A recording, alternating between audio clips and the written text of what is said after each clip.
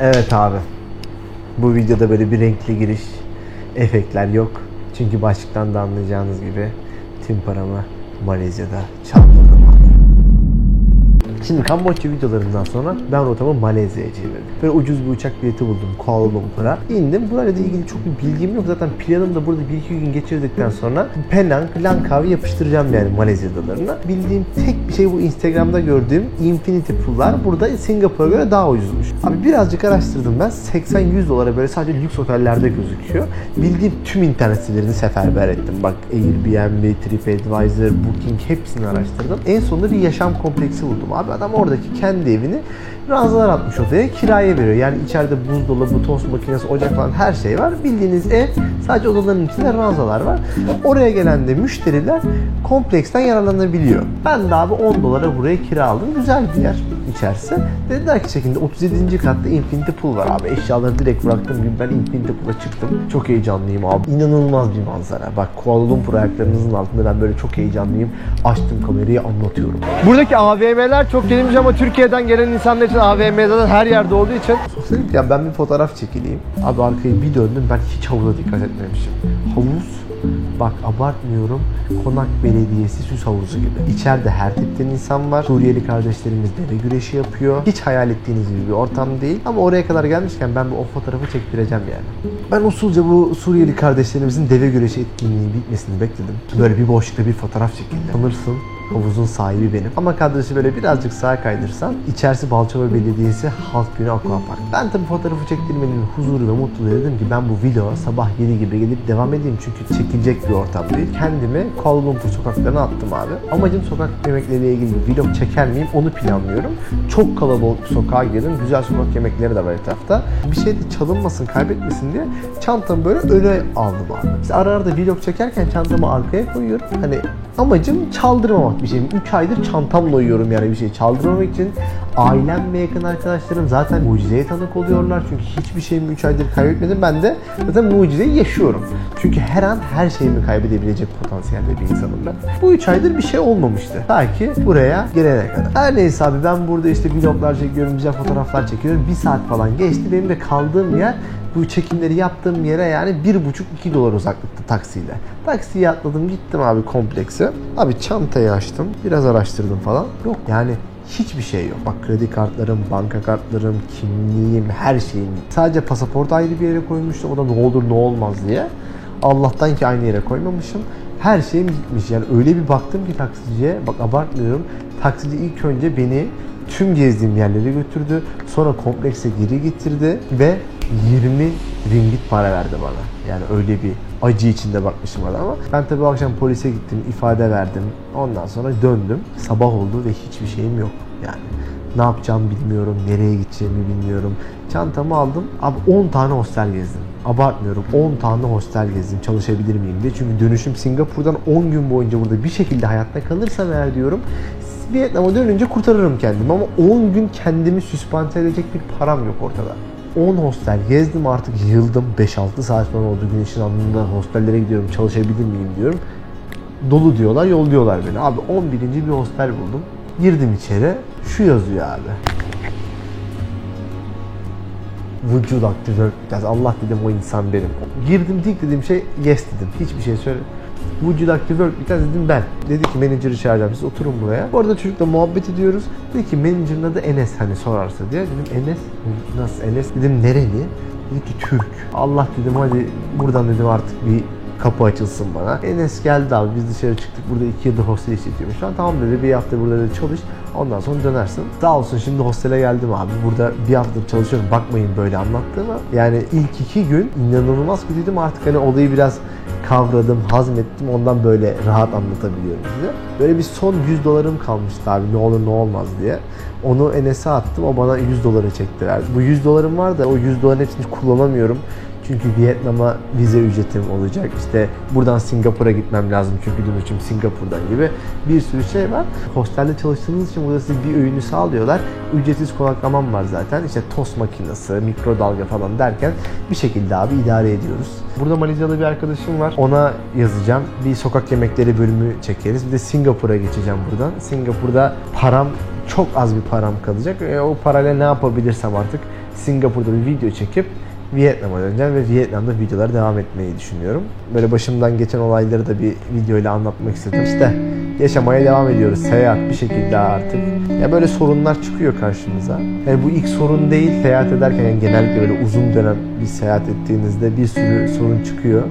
Ama bir şekilde çözüp devam etmeyi öğreniyorsunuz. Böyle. Başımdan gelen olaylar böyle. Kendinize iyi bakın. Görüşürüz.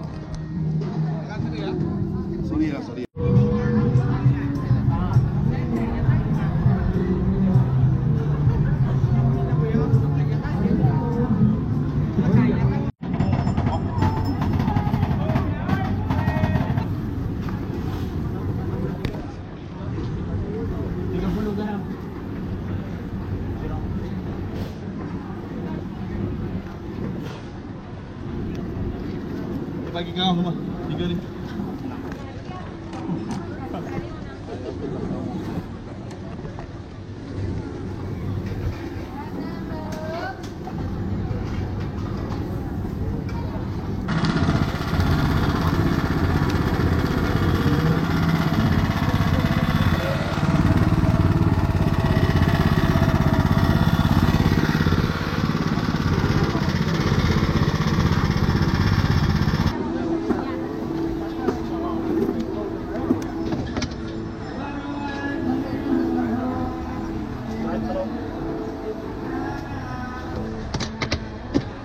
Chắc có ai? Sa, đến lọc cũng hiểu sa, ok?